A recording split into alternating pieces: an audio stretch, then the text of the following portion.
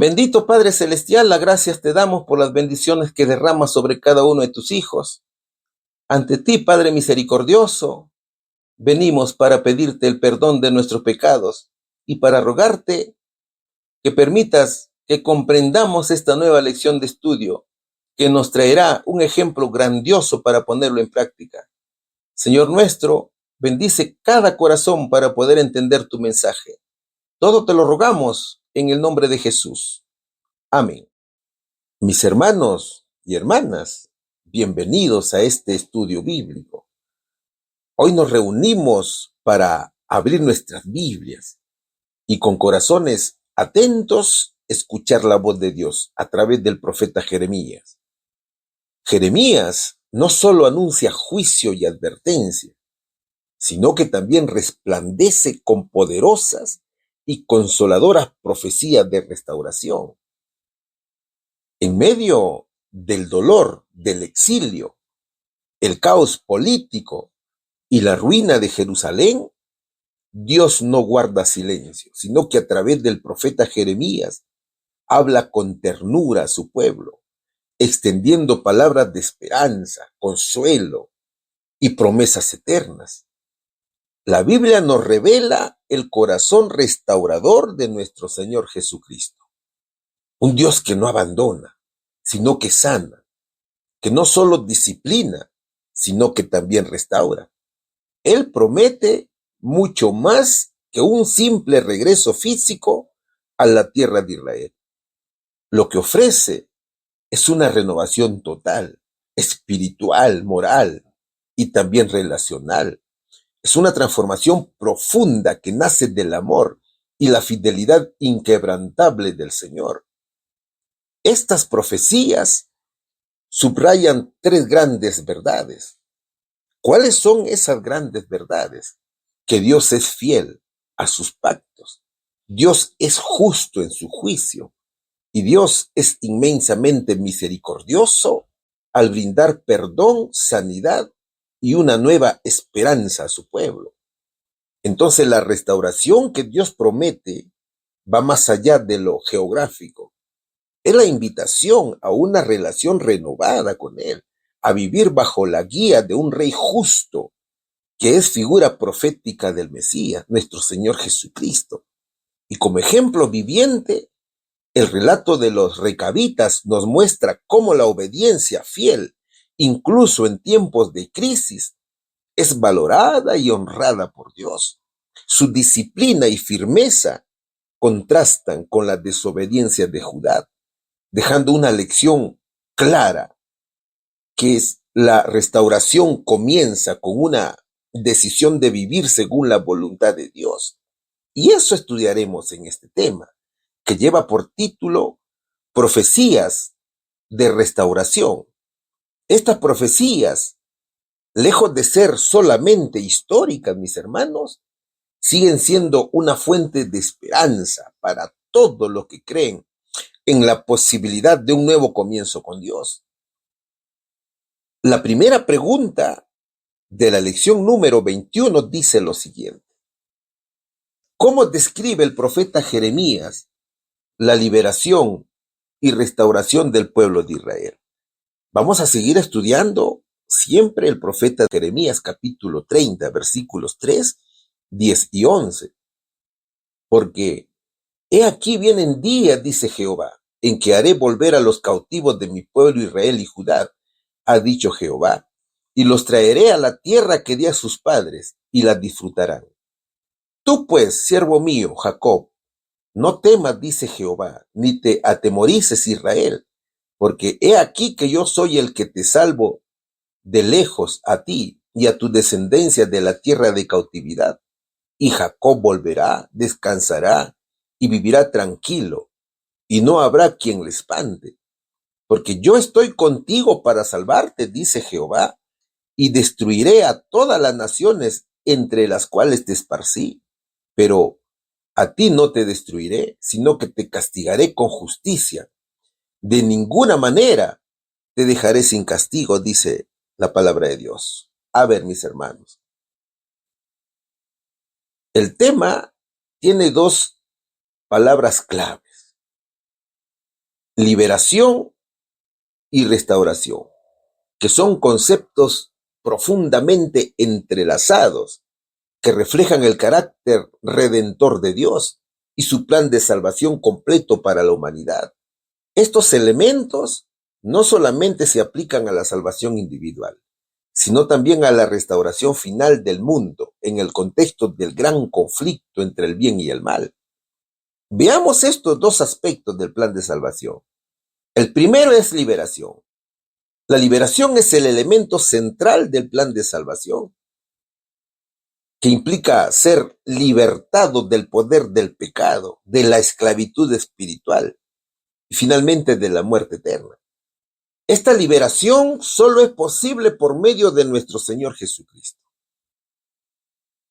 En el conflicto entre Cristo y Satanás, la liberación es la obra de Cristo en rescatar a la humanidad de este mal, ¿cierto? Esta enseñanza es parte del mensaje de los 3 ángeles de Apocalipsis 14, que llama a todas las personas a salir de Babilonia, confusión y esclavitud espiritual, ¿no es cierto? Y también nos exhorta a adorar al verdadero Dios. ¿Cuáles son sus fundamentos doctrinales de la liberación? Primero, se basa en el sacrificio expiatorio de Cristo. Por eso que Juan capítulo 8, versículo 36 dice, así que, si el Hijo os libertare, seréis verdaderamente libres. Solo Jesús puede liberar, mis queridos hermanos. Nosotros mismos no podemos. Somos incapaces de hacerlo. Solo nuestro Señor es nuestro libertador. Segundo, se manifiesta en el perdón, en el nuevo nacimiento y la libertad espiritual. Y Colosenses capítulo 1, versículo 13 dice, el cual nos ha librado de la potestad de las tinieblas. Jesús es nuestro Salvador, ¿no es cierto? Él es el que nos libra de toda esa oscuridad espiritual, de toda esa malignidad que tenemos. ¿Qué más? Tiene un aspecto presente y un futuro. En el presente es la liberación del pecado y en el futuro la liberación final del mal, que es en la segunda venida de Jesús. Que dice Lucas capítulo 4, versículo 18. El Señor vino para dar libertad a los cautivos. ¿Y qué sería la restauración?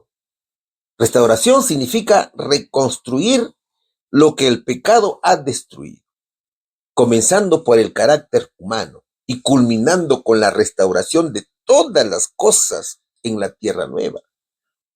Este concepto es parte esencial del plan de redención y del gran conflicto.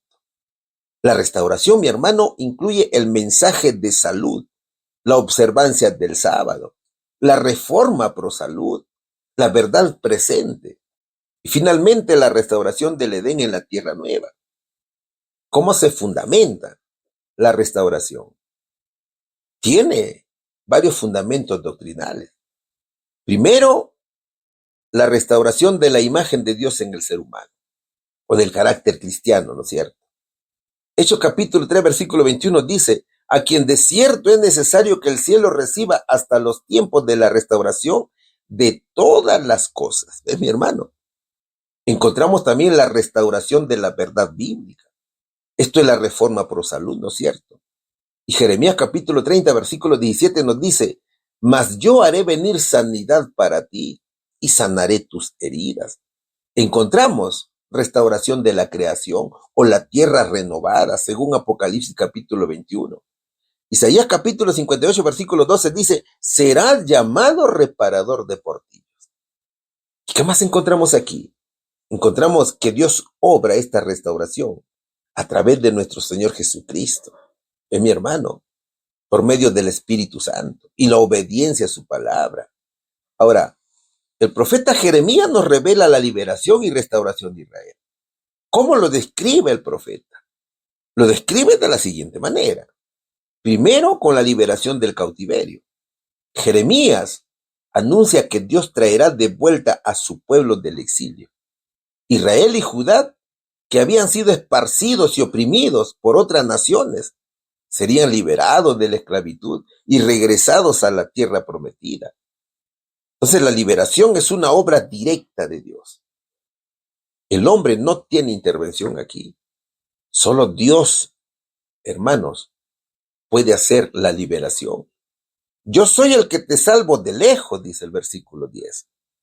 Hoy Dios sigue obrando liberación espiritual para quienes están lejos, para quienes están cautivos por el pecado, el miedo o las consecuencias de malas decisiones. Segundo, hay restauración a la tierra prometida. La restauración no solo es una liberación física, sino también una reposición de la herencia perdida. El pueblo volverá a la tierra que Dios dio a sus padres y la disfrutará. Esto representa una restitución del propósito divino. Querido amigo, Dios restaura nuestra identidad, nuestro propósito y comunión con Él. Nos devuelve lo que el pecado nos robó. Tú sabes que el pecado es un monstruo, ¿no es cierto?, que te roba todo. Entonces, encontraremos seguridad, paz y descanso. Y esto es una gran promesa. Dios promete que una vez restaurados, vivirán tranquilos, sin temor, y nadie los hará temblar. Eso dice nuestro Señor. Y este es un cuadro de paz espiritual y estabilidad. Es decir, lo opuesto al caos del exilio. También, mis hermanos, en estos tiempos, Cristo ofrece paz al corazón restaurado. La verdadera liberación incluye descanso interior. Y eso es lo bonito, ¿verdad, hermanos? Hay justicia con misericordia. El Señor nos deja claro que no pasará por alto el pecado, pero tampoco destruirá completamente a su pueblo. Lo disciplina, sí, con justicia, pero siempre con un propósito. El propósito es la redención y la restauración. Dios es justo y misericordioso, ¿cierto? Nos corrige porque nos ama. Y su disciplina es parte de nuestro proceso de restauración. Mis hermanos, Dios se muestra como Salvador, como pastor y juez justo, obrando para sanar, para reunir y restaurar completamente a su pueblo. Vamos a la respuesta. ¿Cómo describe el profeta Jeremías la liberación y restauración del pueblo de Israel? Jeremías describe la liberación como el regreso del exilio y la restauración como el retorno a la tierra con paz, bajo la protección y corrección de Dios. Pregunta número 2. ¿Cuáles son algunas de las señales específicas y promesas de restauración que Dios ofrece para el regreso del exilio y la restauración de la tierra prometida? Seguimos estudiando el libro del profeta Jeremías, capítulo 30, versículos del 16 al 18, y también el capítulo 32, versículos del 37 al 41.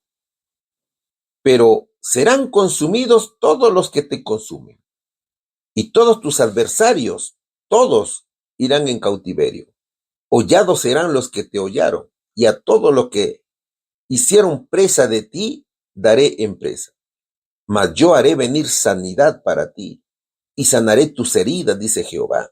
Porque desechada te llamaron diciendo, esta es Sión, de la que nadie se acuerda. Así ha dicho Jehová. He aquí yo hago volver los cautivos de las tiendas de Jacob, y de sus tiendas tendré misericordia. Y la ciudad será edificada sobre su colina, y el templo será apacentado según su forma. He aquí que yo los reuniré de todas las tierras, a las cuales los eché con mi furor, y con mi enojo, e indignación grande, y los haré volver a este lugar, y los haré habitar seguramente, y me serán por pueblo, y yo seré a ellos por Dios, y les daré un corazón y un camino para que me teman perpetuamente, para que tengan bien ellos y sus hijos después de ellos. Y haré con ellos pacto eterno, que no me volveré atrás de hacerles bien, y pondré mi temor en el corazón de ellos para que no se aparten de mí. Y me alegraré con ellos, haciéndoles bien, y los plantaré en esta tierra, en verdad de todo mi corazón, y de toda mi alma. Eso dice el Señor. Los versículos revelan grandes verdades. Estas promesas muestran una restauración física, espiritual y relacional entre Dios y su pueblo. ¿Qué promete el Señor? Promete juicio contra los opresores. Dios juzgará a las naciones que oprimieron a Israel. Dios promete que las naciones que lo oprimieron no quedarán impunes. Aquellos que los devoraron y saquearon serán a su vez destruidos, dice el Señor. Y esta es una señal de justicia divina. Dios defiende a su pueblo, ¿no es cierto? Segundo, sanidad y curación. Y esta es una gran promesa, mis hermanos. Dios sanará las heridas del pueblo y quitará su vergüenza, dice. Israel había sido llamado desechada por sus enemigos, pero Dios promete sanar sus heridas y restituir su dignidad. Esto indica que la restauración es tanto física como emocional y espiritual. También promete reconstrucción de la ciudad. Jerusalén sería edificada de nuevo y habría alegría y prosperidad. Dios afirma que Jerusalén será reedificada sobre su ruina y que los palacios se levantarán como antes. Y esta es una promesa concreta de restauración nacional y urbana, donde el pueblo volvería a habitar y prosperar. Pero también promete reunión del pueblo disperso.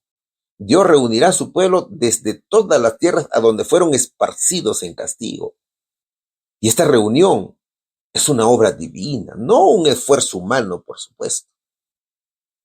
Esta reunión estaría acompañada de seguridad. ¿Qué más promete el Señor? Seguridad y permanencia en la tierra prometida. Vivirán seguros en la tierra y serán su pueblo, dice, una vez de vuelta. Ellos vivirán en su tierra y Dios será su Dios. Y ellos serán su pueblo. Esto es lo que refleja una restauración del pacto y una comunión renovada con Dios. Pero también promete transformación espiritual. Dios promete darles un solo corazón y un solo camino para que le teman para siempre. Es una transformación del carácter y de la voluntad producida por Dios mismo. Esto indica una obediencia fiel y continua. Y también, por supuesto, promete un pacto eterno. Dios hará con ellos un pacto eterno asegurando que nunca dejará de hacerles el bien y que pondrá su temor en sus corazones para que no se aparten de él. Esto sí que es una garantía de fidelidad mutua, ¿no es cierto? Una fidelidad inquebrantable. Promete el Señor gozo divino en hacer el bien. Dios se alegrará en bendecirlos y plantarlos firmemente en la tierra. Dios declara que se gozará en hacerles el bien y los plantará con firmeza en la tierra. Y esto sí que muestra que la restauración no es una obligación, sino una expresión del amor y gozo de Dios hacia su pueblo. La hermana White dice, así fue consolada la iglesia de Dios, en una de las horas más sombrías a su largo conflicto con las fuerzas del mal. Satanás parecía haber triunfado en sus esfuerzos por destruir a Israel, pero el Señor predominaba sobre los acontecimientos del momento, y durante los años que iban a seguir, su pueblo tendría oportunidad de redimir lo pasado. Eso dice el libro Profetas y Reyes. Entonces, esto revela que la restauración de Dios es completa, física, espiritual, emocional y relacional. Ahora, estos pasajes también revelan al Mesías, ¿no es cierto? Y aquí encontramos profecías mesiánicas. La promesa del pacto eterno encuentra su cumplimiento pleno en Jesucristo. Jesús es el mediador del nuevo pacto. El pacto eterno es el cumplimiento del plan de salvación revelado progresivamente desde el Antiguo Testamento. Jesús con su muerte, mi hermano, y resurrección, confirma este pacto. Y mediante el Espíritu Santo transforma el corazón del creyente para que viva en obediencia, ¿ve? La promesa de que no se aparten no anula el libre albedrío, por supuesto, pero enfatiza la fidelidad de Dios en sostener a su pueblo cuando éste responde con fe y entrega. Ahora, Hebreos capítulo 8, versículo 6 dice algo muy importante. Pero ahora tanto mejor ministerio es el suyo, cuanto es mediador de un mejor pacto. Y también Lucas capítulo 22, versículo 20 lo dice de esta manera. Esta copa es el nuevo pacto en mi sangre.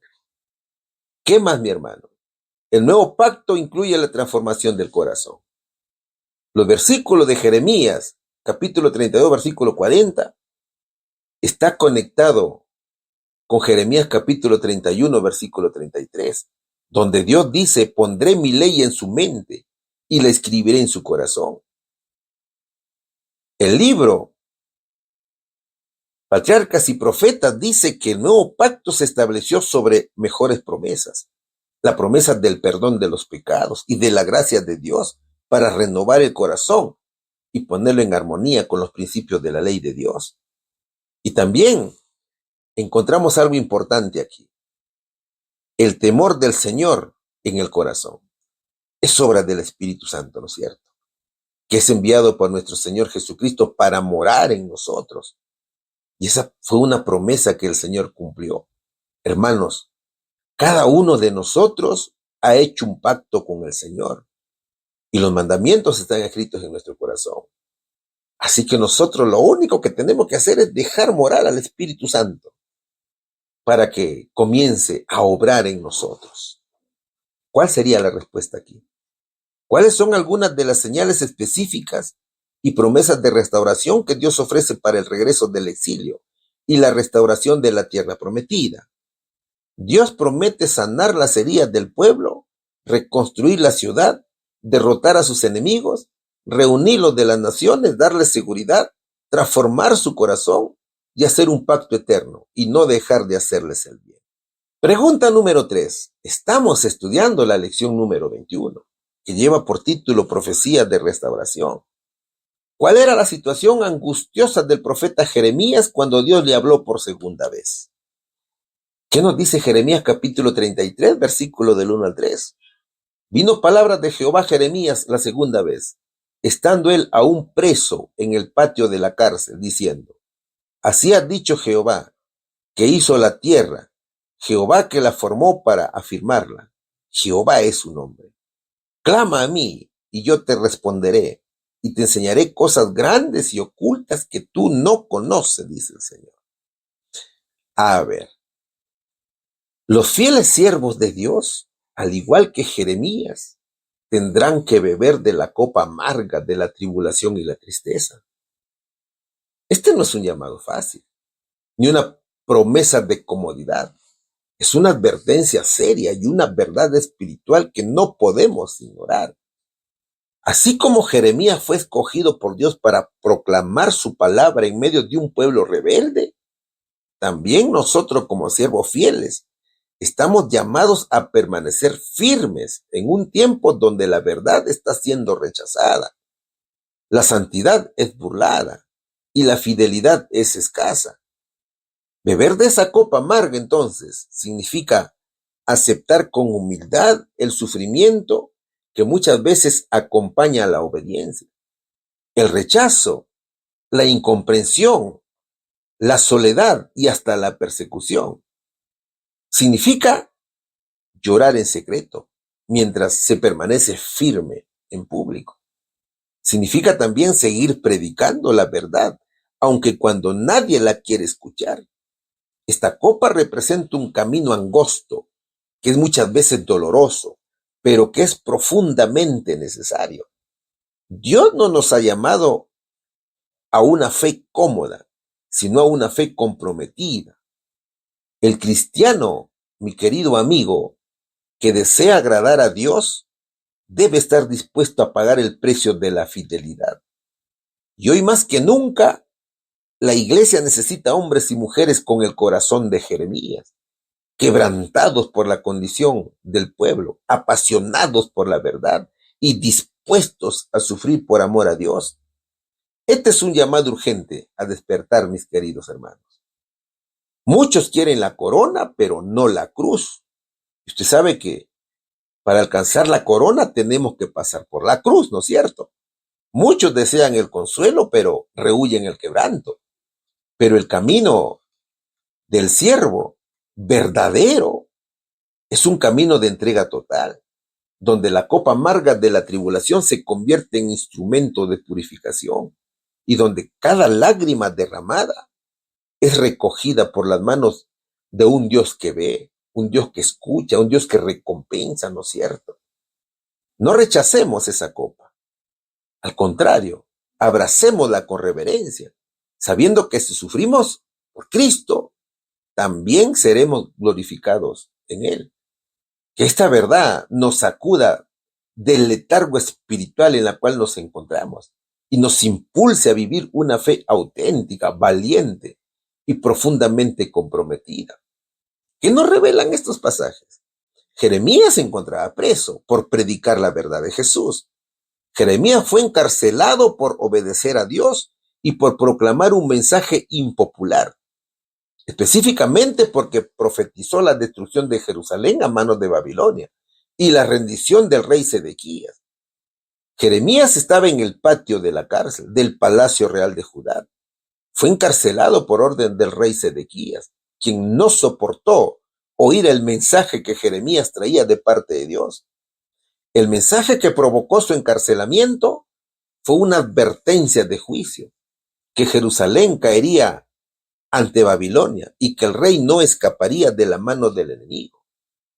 Hermano mío, la prisión de Jeremías nos revela algo muy importante. Nos revela la fidelidad a Dios, que a menudo trae conflicto con el mundo, incluso con los líderes religiosos o políticos. Jeremías no está preso por hacer el mal, sino por decir la verdad. Y eso tenemos nosotros que mentalizarnos. Hoy, mis queridos hermanos, muchos creyentes quieren hablar de bendición y victoria, pero callan ante el pecado, la idolatría o la apostasía por temor a ser rechazados.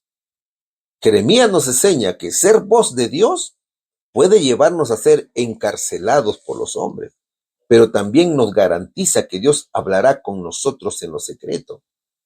La cárcel no silenció la voz de Dios en su vida, al contrario, en medio de la prueba, Jeremías recibió una de las promesas más poderosas. ¿Cuál fue esa promesa? Clama a mí y yo te responderé, y te enseñaré cosas grandes y ocultas que tú no conoces. Eso lo escribió en Jeremías capítulo 33, versículo 3. Pero, ¿qué quiere decir este versículo? Que es muy poderoso, hermano. Pon atención a este versículo. Léelo varias veces para que lo puedas entender. El versículo es una poderosa invitación de Dios a tener una relación íntima con Él, una relación constante y viva con Él, especialmente a través de la oración, de la obediencia y la fe. Veamos estos aspectos. Aquí encontramos la oración como medio esencial de comunión con Dios. Clama a mí, como dice el versículo, es un llamado claro a la oración ferviente y sincera del ser humano. Es que la oración no es un ritual, sino una expresión viva de dependencia y confianza en Dios. Clama, dice, ¿no es cierto? Tienes que clamar desde el fondo de tu corazón. No es una simple oración. La oración es el canal de comunicación entre nosotros y Dios, dice el libro La Oración. Entonces, la oración abre el corazón para que Dios revele su voluntad, especialmente en tiempos de crisis o confusión espiritual, tal cual vivía Jeremías, ¿no es cierto? El camino a Cristo dice, la oración es la llave en la mano de la fe para abrir el almacén del cielo, donde están atesorados los recursos infinitos de la omnipotencia. Qué bonito párrafo, hermano. ¿Qué nos dice que es la oración? Dice que la oración es la llave en la mano de la fe para abrir el almacén del cielo. ¿Se da cuenta? Entonces, el creyente fiel tiene que orar.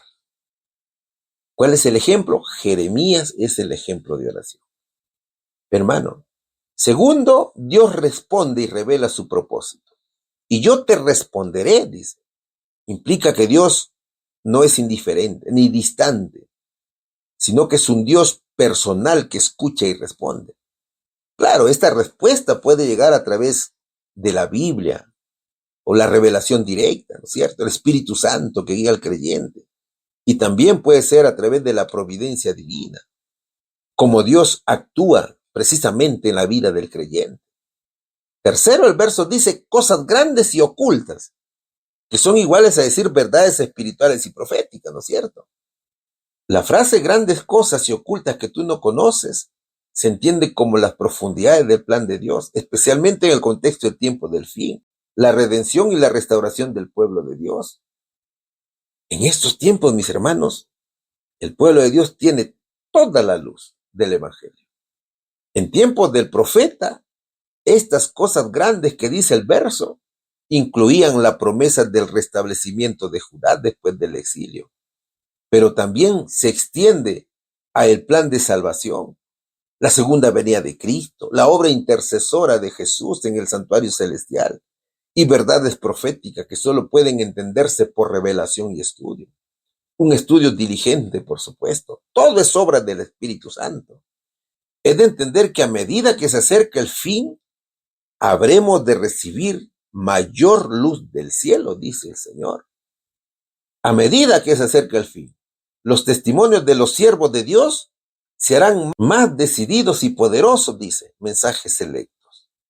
Mis hermanos, en tiempos de tribulación y apostasía, el pueblo será llamado a clamar a Dios, y Él revelará su voluntad, sosteniéndolos con luz y entendimiento, como lo hizo con Jeremías. Por tanto, no hay que temer, hermanos, sigamos predicando la verdad, esa verdad absoluta de Jesús, que es para su honra y su gloria. Seamos imitadores del profeta Jeremías. ¿Cuál sería la respuesta aquí? ¿Cuál era la situación angustiosa del profeta Jeremías cuando Dios le habló por segunda vez? El profeta estaba preso en el patio de la cárcel por orden del rey Sedequías, por haber profetizado la caída de Jerusalén ante Babilonia. Pregunta número 4. ¿Cómo confirma Dios la promesa renovada y la venida del Mesías prometido, quien restaurará todas las cosas que el pecado ha arruinado, incluyendo el retorno de Judá e Israel de su cautiverio? ¿Qué dice el profeta Jeremías en el capítulo 36, versículos del 14 al 16? He aquí vienen días, dice Jehová, en que yo confirmaré la buena palabra que he hablado a la casa de Israel y a la casa de Judá. En aquellos días y en aquel tiempo haré brotar a David un renuevo de justicia, y hará juicio y justicia en la tierra. En aquellos días Judá será salvo, y Jerusalén habitará segura, y se le llamará Jehová justicia nuestra. A ver, los pasajes revelan una profecía mesiánica, y el término renuevo es en hebreo semach o brote, que es una referencia al Mesías, una figura prometida que traerá justicia, restauración y salvación. Nuestro Señor Jesucristo es revelado como redentor y libertador de su pueblo. En la Biblia, el renuevo es mencionado con diferentes nombres y en distintos contextos proféticos. Por ejemplo, renuevo de Jehová, vástago del tronco de Isaí, renuevo justo, renuevo de justicia, mi siervo el renuevo, el varón cuyo nombre es el renuevo, raíz y linaje de David, el pimpollo, renuevo de David. Allí te dejo los versículos para que los puedas revisar, mi querido hermano, y puedas entenderlo mejor. La mejor enseñanza es estudiando la palabra de Dios, ¿no es cierto? Jeremías habla de la confirmación del pacto. El versículo 14 dice, confirmaré la buena palabra. Es decir, Dios reafirma que cumplirá su promesa hecha al pueblo de Israel y Judá, aunque el pueblo está viviendo en exilio o bajo amenaza. Jerusalén estaba por ser destruida, ¿no es cierto? Pero Dios no había olvidado su pacto. Esta buena palabra es la promesa del Mesías y la restauración espiritual del pueblo. Este versículo tiene mucha relación, ¿sabes con cuál libro? Con el libro de Daniel, capítulo 9, versículo 27, que dice, y por otra semana confirmará el pacto con muchos. Es decir, hay un complemento profético y apuntan también al Señor Jesucristo. Mientras Jeremías anuncia la venida de un rey justo del linaje de David, que salvará y restaurará a su pueblo, que es el Mesías, Daniel revela el tiempo exacto y la obra redentora de ese Mesías, quien confirma el pacto con su vida, muerte y resurrección. Y ese es Jesús, ¿no es cierto? Ambos pasajes forman parte de una gran cadena profética que culmina en la persona y misión de Jesucristo como el verdadero cumplimiento del pacto eterno con Dios. Ambos textos se refieren a la fidelidad de Dios en cumplir sus promesas.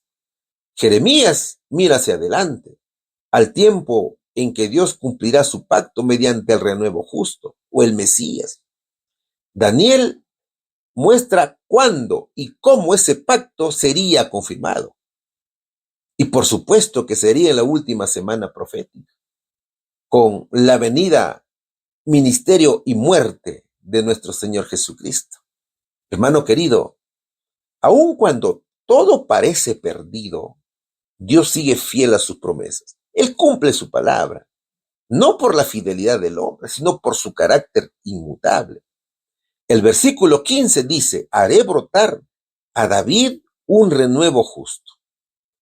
El renuevo justo es un título mesiánico. Ya te dije, se refiere a Jesucristo. Él vendría del linaje de David y traería justicia y juicio verdadero, en contraste con los reyes corruptos de Judá. Este rey sería justo, recto y restaurador. Jesús es el renuevo justo. Es el cumplimiento perfecto de esta promesa. Es el rey, el juez y salvador. ¿Qué más dicen los pasajes? El versículo 16 dice, Judá será salvo y se le llamará Jehová justicia nuestra. Es decir, Cristo es nuestra justicia, ¿no es cierto? Así lo encontramos en 1 Corintios capítulo 1, versículo 30 y Romanos capítulo 5, versículo 19. El creyente, mi hermano, no se justifica por obras, sino por la justicia imputada de Jesús. Pero los pasajes también presentan hermosas promesas. Primero, Dios promete enviar a un rey justo, el Mesías, que es del linaje de David, dice, que gobernará con sabiduría y justicia. Por ejemplo, así como un buen padre o líder que protege y guía a su familia con justicia, el Mesías será un líder que cuidará a su pueblo sin injusticia ni favoritismo. El versículo dice, este rey traerá paz, seguridad y salvación para el pueblo. Por ejemplo, es como cuando una comunidad recupera la tranquilidad después de una tormenta. El Mesías traerá paz duradera a un pueblo cansado de conflictos y sufrimientos. Pero también los pasajes dicen, Jehová es nuestra justicia. Significa que la justicia verdadera viene de Dios, no de nuestros esfuerzos. Cristo es nuestra justicia. Significa que nuestra justicia no proviene de nuestros propios méritos o esfuerzos, sino que es un regalo que Dios nos concede por medio de la fe en Cristo. Usted sabe, mi hermano, que nosotros no tenemos mérito, ¿no es cierto?, para presentarnos ante Dios Padre.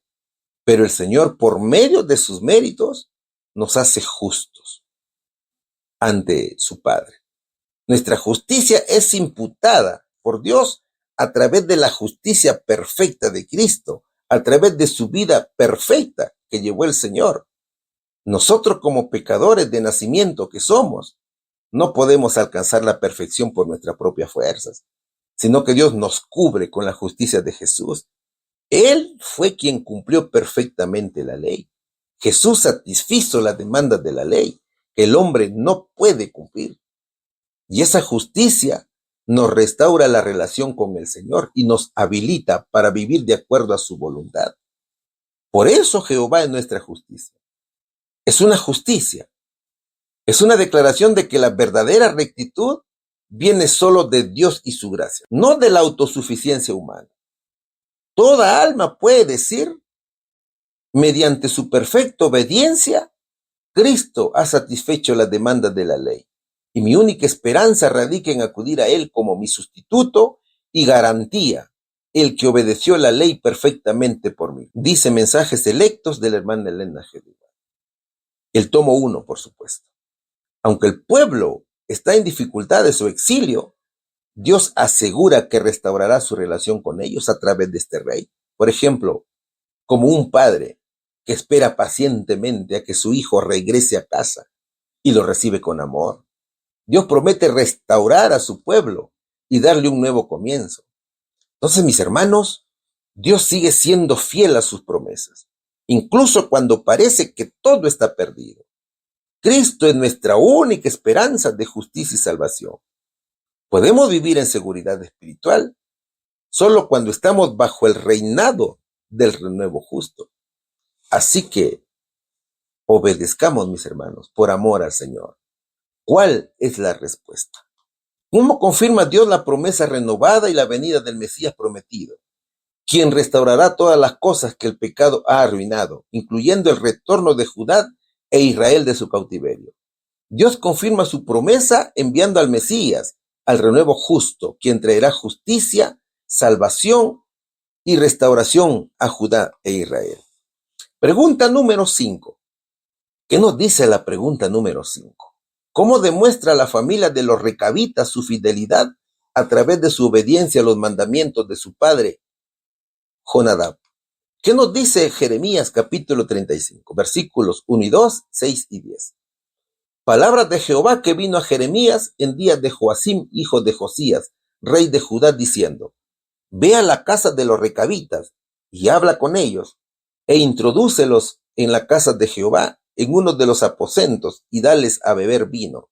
Mas ellos dijeron: No beberemos vino, porque Jonadab, hijo de Recab, nuestro padre, nos ordenó diciendo: No beberéis jamás vino vosotros ni vuestros hijos, ni edificaréis casa, ni sembraréis sementera, ni plantaréis viña, ni la retendréis, sino que moraréis en tiendas todos vuestros días, para que viváis muchos días sobre la faz de la tierra donde vosotros habitáis.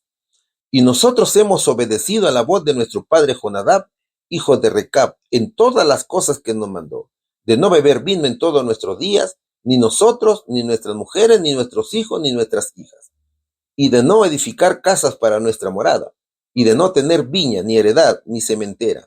Moramos pues en tiendas, y hemos obedecido, y hecho conforme a todas las cosas que nos mandó Jonadab, nuestro padre, dice la palabra de Dios. Este es un gran ejemplo, mi hermano. Los recabitas eran una familia dentro del pueblo de Israel que descendía de Recab. Ellos se destacaban por su obediencia estricta a las instrucciones que les dejó su antepasado Jonadab, hijo de Recab. Ellos eran descendientes de Recab y seguían las enseñanzas de su hijo Jonadab. Los recabitas no formaban parte de las tribus sacerdotales ni reales, pero eran conocidos por su forma austera y separada de todos. Jonadab vivió durante el tiempo del rey Jehú, un rey de Israel del reino del norte, que fue ungido por uno de los discípulos del profeta Eliseo. Este rey Jehú fue conocido por su papel clave en una reforma violenta contra la idolatría y por ser elegido por Dios para ejecutar juicios sobre la casa de Acab. Ahora, Jonadab fue un ferviente defensor del monoteísmo y la pureza religiosa. ¿Por qué se caracterizaban los recabitas? Ellos se caracterizaban por su fidelidad a las órdenes de su antepasado Jonadab, que incluían no beber vino, no construir ni habitar casas, sino vivir en tiendas de campaña, no sembrar ni cultivar la tierra, llevar un estilo de vida nómada y separado de las ciudades para evitar la corrupción moral y religiosa.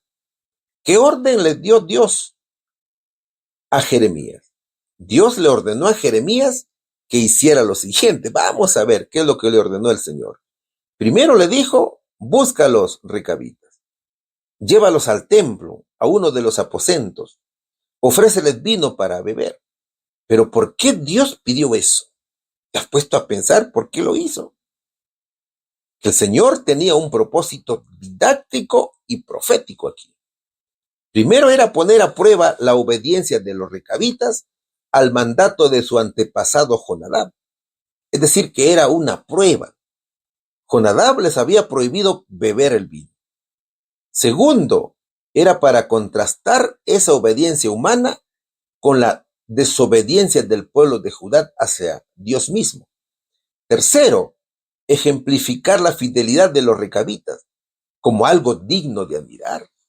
Pero ¿cuál fue la respuesta de los recabitas? ¿Será que cedieron a la tentación de tomar el vino? Los recabitas rechazaron el vino diciendo, no beberemos vino, porque Jonadab, hijo de Recab, nuestro padre, nos lo ordenó. Entonces, a pesar de estar en un lugar sagrado, que era el templo, y bajo la autoridad de un profeta como Jeremías, los recabitas se mantuvieron fieles a lo que Jonadab les había ordenado. Explicaron ellos que también obedecían otras instrucciones, como no edificar casas, no sembrar y vivir en tiendas. Entonces mostraron públicamente su fidelidad y de esa manera reprocharon al pueblo de Judá por no obedecer a Dios, a pesar de recibir repetidas advertencias y enseñanzas directamente de él. Ellos guardaron tradiciones durante generaciones, dice Jeremías, capítulo 35, versículos del 7 al 10. Jonadab vivió unos 250 años antes del tiempo de Jeremías. Y aún así, mi hermano, sus descendientes continuaban obedeciendo sus mandamientos. Ellos no edificaron casas, no sembraron ni plantaron viñas, vivían en tiendas, ni bebían vino. Es decir, demostraron una fidelidad persistente a lo largo del tiempo. ¿Qué más? Obedecieron sin quejas ni condiciones. Los recabitas no cuestionaron las reglas de Jonadab, ni buscaron excusas para romperlas. Esto demuestra una actitud de lealtad sincera y respetuosa hacia su líder ancestral. Cuarto, fidelidad frente a la cultura circundante. Vivían en medio de una sociedad que sí vivía vino, les gustaba la bebida, edificaba casas y practicaba la agricultura, pero ellos se mantuvieron apartados, viviendo de acuerdo a lo que se les mandó.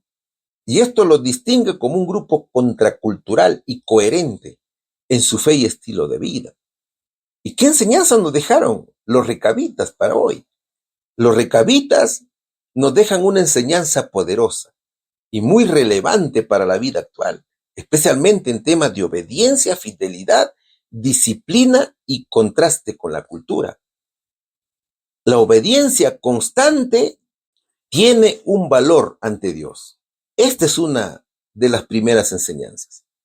Los recabitas obedecieron fielmente a Jonadab, su antepasado, incluso siglos después de su muerte.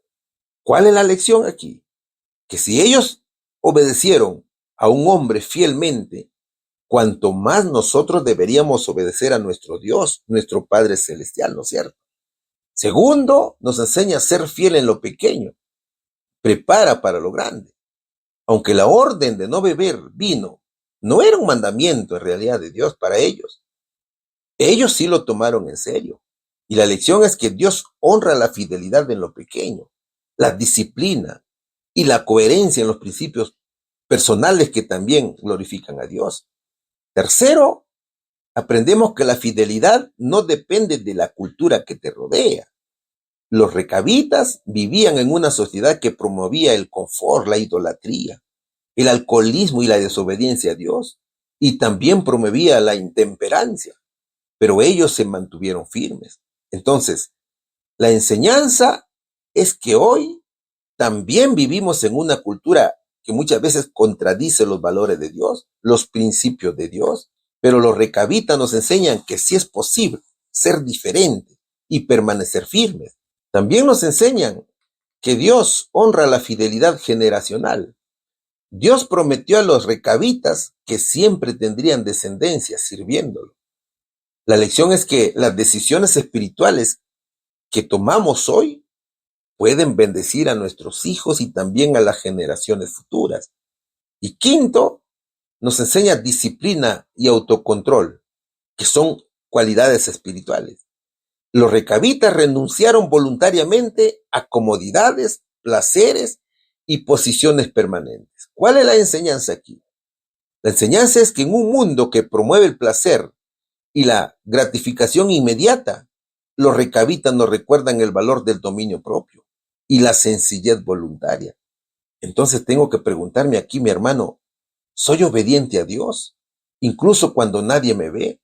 ¿Estoy siguiendo fielmente las enseñanzas que me dejaron mis padres o líderes piadosos? ¿Puedo decir que mi estilo de vida refleja fidelidad a los principios del reino de Dios? Eso tenemos que preguntarnos. Vamos a la respuesta. ¿Cómo demuestra la familia de los recabitas su fidelidad a través de su obediencia a los mandamientos de su padre Jonadab? Obedeciendo fielmente por generaciones las instrucciones de su padre Jonadab, como no beber vino ni vivir en casas, aun cuando fueron puestos a prueba, mostrando lealtad, disciplina y constancia, ¿no es cierto? Pregunta número 6. ¿Qué prometió Dios a los recabitas por su fidelidad y obediencia? Seguimos estudiando el libro del profeta Jeremías, capítulo 35, versículos 18 y 19. Y dijo Jeremías a la familia de los recabitas: así ha dicho Jehová de los ejércitos, Dios de Israel, por cuanto obedecisteis al mandamiento de Jonadab, vuestro padre, y guardasteis todos sus mandamientos, e hicisteis conforme a todas las cosas que os mandó. Por tanto, así ha dicho Jehová de los ejércitos, Dios de Israel: no faltará de Jonadab, hijo de Recab, un varón que esté en mi presencia todos los días. Es una gran promesa, ¿no es cierto? Los hijos de Jonadab pasaron la prueba y rechazaron el vino, ¿no es cierto, hermanos? La escena era pública y solemne. Toda la familia de los recabitas estaba reunida en uno de los aposentos del templo de Jerusalén. Frente a ellos estaba el profeta Jeremías, un hombre respetado por su conexión con Dios. Él había dispuesto copas llenas de vino sobre la mesa. El ambiente era serio. La presencia de autoridades religiosas, la santidad del lugar y la mirada atenta de todos creaban una fuerte presión. Era fácil ceder. Estaban en el templo, invitados por un profeta, rodeados de testigos. Además, ya habían hecho una excepción a sus costumbres al dejar sus tiendas y entrar en la ciudad para refugiarse del peligro. Si habían roto su estilo de vida nómada por seguridad, ¿por qué no romper una norma más? Te estarás preguntando. Solo que ellos no lo hicieron. Se mantuvieron firmes, con voz segura, y sin dudar recordaron las instrucciones de su antepasado Jonadab: no beber vino, ni construir casas, no plantar viñas. Aunque parecía un momento pequeño, fue una gran demostración de fidelidad. Ellos eligieron ser coherentes, aunque nadie los hubiera culpado por ceder. Y claro, la obediencia trae grandes bendiciones, ¿no es cierto? ¿Qué dijo Dios al respecto? Dios usó su obediencia como una lección para Judá. ¿Cuál fue la comparación?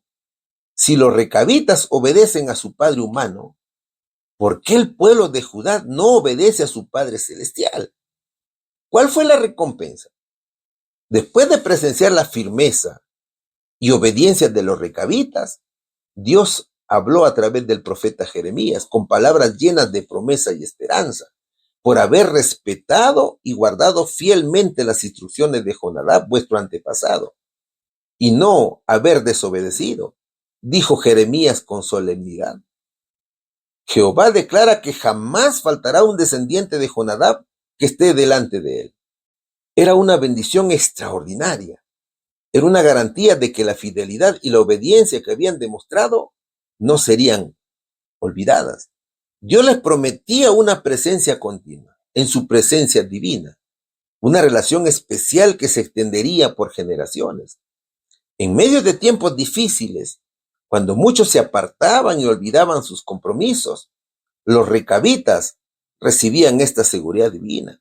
Su compromiso con las palabras de su antepasado les aseguraba un lugar permanente delante del Señor, como un pueblo especial, reconocido y bendecido.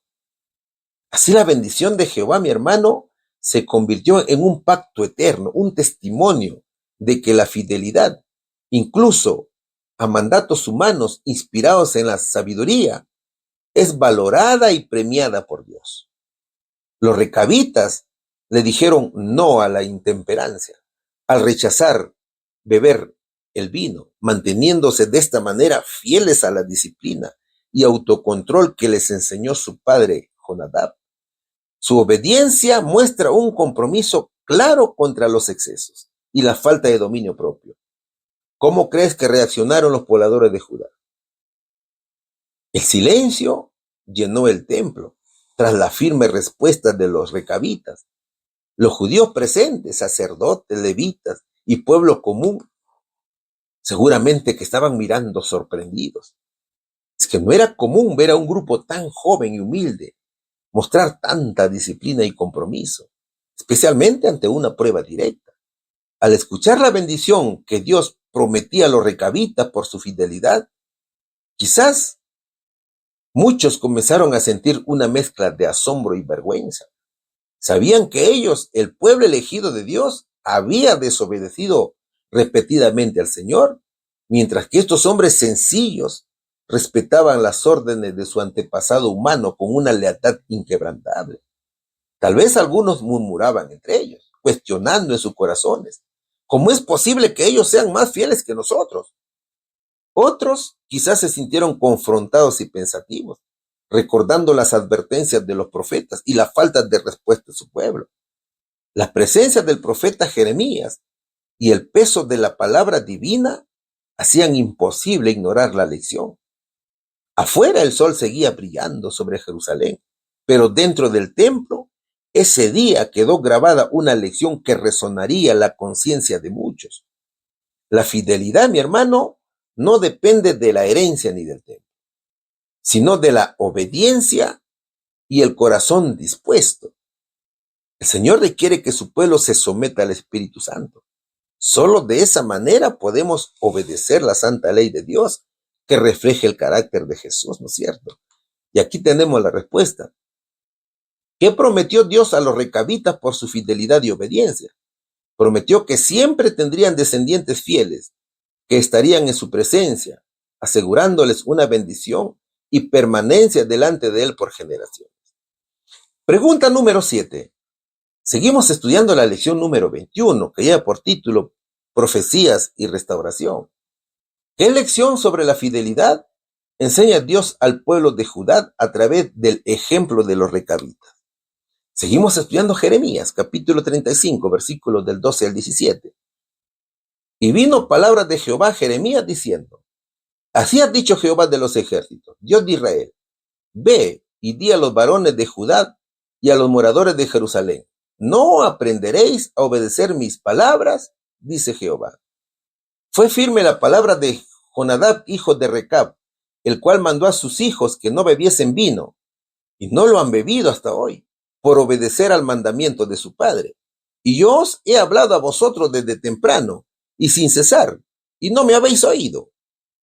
Y envié a vosotros todos mis siervos, los profetas, desde temprano, y sin cesar para deciros, volveos ahora cada uno de vuestro mal camino, y enmendad vuestras obras, y no vayáis tras dioses ajenos para servirles, y viviréis en la tierra que te di a vosotros y a vuestros padres, mas no inclinasteis vuestro oído, ni me oísteis. Ciertamente los hijos de Jonadab, hijos de Recab, tuvieron por firme el mandamiento que le dio su padre, pero este pueblo no me ha obedecido. Por tanto, así ha dicho Jehová, Dios de los ejércitos, Dios de Israel, he aquí traeré yo sobre Judá y sobre todos los moradores de Jerusalén todo el mal que contra ellos he hablado, porque les hablé y no oyeron, los llamé y no han respondido, dice la palabra de Dios. A ver, mi hermano, ¿habrá alguna simbolización de los recabitas con Israel espiritual que Dios desea? Sí, ¿verdad? Los recabitas simbolizan al verdadero pueblo de Dios en varios sentidos. Por eso es que Dios usa su ejemplo para reprender a Judá. Primero, hay fidelidad y obediencia. Los recabitas representan a un pueblo que obedece fielmente las instrucciones que les fueron dadas, mostrando disciplina y lealtad. Y esto es un símbolo de cómo Dios espera que su pueblo verdadero, los que le siguen de corazón, sean obedientes y fieles a sus mandamientos. Segundo, hay separación del mundo. Vivían de forma diferente, sin seguir las costumbres del entorno. No bebían vino, no se asentaban en casas. Es decir, dijeron no a la intemperancia. Esto simboliza la llamada a los creyentes a vivir separados de las prácticas mundanas y a mantener un estilo de vida santo. Tercero, hay persistencia generacional. La obediencia de los recabitas se mantuvo por generaciones. Mire, mi hermano, simbolizando la perseverancia de la verdadera fe a lo largo del tiempo. Y hay una lección para Judá, que Dios usa a los recabitas como contraste para mostrar que Judá, aunque era el pueblo escogido de Dios, el pueblo elegido, no estaba siendo fiel ni obediente y debía arrepentirse para volver a ser su pueblo verdadero. ¿Cuáles son las enseñanzas para hoy? Primero, fidelidad a los principios divinos, aunque sean contraculturales. Los recabitas obedecieron a Jonadab, ¿cierto? Esto refleja la importancia de mantenernos fieles a los mandamientos de Dios y a los principios bíblicos, incluso cuando la sociedad moderna promueve lo contrario. Segundo, nos enseña disciplina y autocontrol. Ellos rechazaron el vino, símbolo de dominio propio y autocontrol, cualidades que los hijos de Dios valoran para una vida cristiana sana y equilibrada, evitando los excesos y cuidando el cuerpo como templo del Espíritu Santo. Es decir, practicando la reforma pro salud en todo el ser, cuerpo, alma y espíritu. Es un llamado a vivir una vida de santidad y dominio propio, evitando los hábitos y prácticas que dañan nuestro ser. Tercero, enseña a vivir una vida sencilla y separada. Al vivir en tiendas y no asentarse en casas permanentes, simbolizan un estilo de vida sencillo, alejado del materialismo, algo que el movimiento de reforma promueve en cuanto a la humildad y el enfoque de las cosas espirituales. Cuarto, se enseña la obediencia generacional. La obediencia constante a las instrucciones de su padre simboliza la importancia de transmitir la fe y los principios cristianos a las nuevas generaciones. También el pueblo actual debe transmitir la fe y la obediencia a sus descendientes, tal cual lo ordena Jesús. Es decir, es la importancia de la obediencia práctica y constante, no solo en prácticas, sino en acciones. Y es una invitación a valorar la herencia espiritual y fortalecer la fe en la familia y comunidad. En conclusión, mis hermanos, los recabitas simbolizan al cristiano fiel, que con disciplina y compromiso se mantiene firme en los principios de Dios, separado del mundo y dedicado a vivir una vida santa y saludable. ¿Cuál sería la respuesta aquí? ¿Qué lección sobre la fidelidad enseña Dios al pueblo de Judá a través del ejemplo de los recabitas? Dios enseña que la fidelidad es obedecerle siempre, como lo hicieron los recabitas. A ver, grandes cosas hemos aprendido hoy. Hemos aprendido que Dios promete restauración completa, no solo física, sino también espiritual. Dios anuncia que traerá de regreso a su pueblo del exilio y sanará sus heridas. Aunque habían sido oprimidos y juzgados por sus pecados, no serían destruidos por completo. Hoy, este mensaje nos recuerda que sin importar cuán lejos hayamos caído o cuán rota parezca nuestra vida, Dios siempre ofrece una salida, un camino de restauración, de sanidad y regreso a su presencia. Hemos aprendido que la restauración incluye un nuevo comienzo bajo un pacto eterno. El Señor promete reunir a su pueblo, darles un corazón y un camino para temerle siempre y hacer con ellos un pacto eterno. Este compromiso divino apunta a una transformación interior, no solo a los cambios externos. Para nosotros hoy es una invitación a dejar que Dios renueve nuestro corazón y nos guíe en una relación firme y profunda con Él, basada en la fidelidad y el amor duradero. Hermanos míos, Dios cumple sus promesas en su tiempo perfecto. Los mensajes resaltan que, aunque la situación parezca oscura, Dios sigue obrando. Él invita aclamar, prometiendo responder y mostrar cosas grandes y ocultas. Además, reafirma su promesa del renuevo justo, una clara referencia al Mesías, que es nuestro Señor Jesucristo, ¿no es cierto? Hoy, mis hermanos, estas palabras nos alientan a confiar en la soberanía de Dios, orar con fe y esperar con esperanza, sabiendo que en Cristo ya hemos recibido la mayor promesa cumplida. Nuestro Salvador y líder, cuyo poder no tiene límites y cuya justicia es imponente, utiliza todos los recursos posibles para hacer que las personas reconozcan sus pecados y se vuelvan a Él, con un corazón arrepentido. Entonces, la obediencia es clave en el proceso de restauración, pero es una obediencia por amor. El ejemplo de los recabitas destaca cómo la fidelidad y obediencia a los principios recibidos traen bendición. A diferencia del resto del pueblo, ellos representan las instrucciones de su antepasado y Dios los honró. Este mensaje sigue vigente para hoy. Hermano mío, en medio de la sociedad cambiante, Dios busca corazones obedientes, constantes y comprometidos en la restauración personal y comunitaria. Comienza cuando respondemos a Dios con obediencia sincera. Acepte, mi querido amigo, el llamado de Dios y viva de acuerdo a su santa voluntad. Que Dios los bendiga grandemente, mis hermanos, en el nombre de Jesús. Amén. Vamos a orar.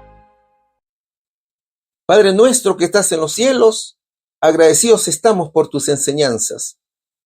Padre misericordioso, te rogamos que guarde los aprendizajes en nuestra mente para poder poner en práctica esas enseñanzas grandiosas que nos han dejado nuestros hermanos en la antigüedad, nuestros hermanos los recabitas, Señor. Gracias te damos, Padre amado, rogándote siempre en el nombre de Jesús. Amén.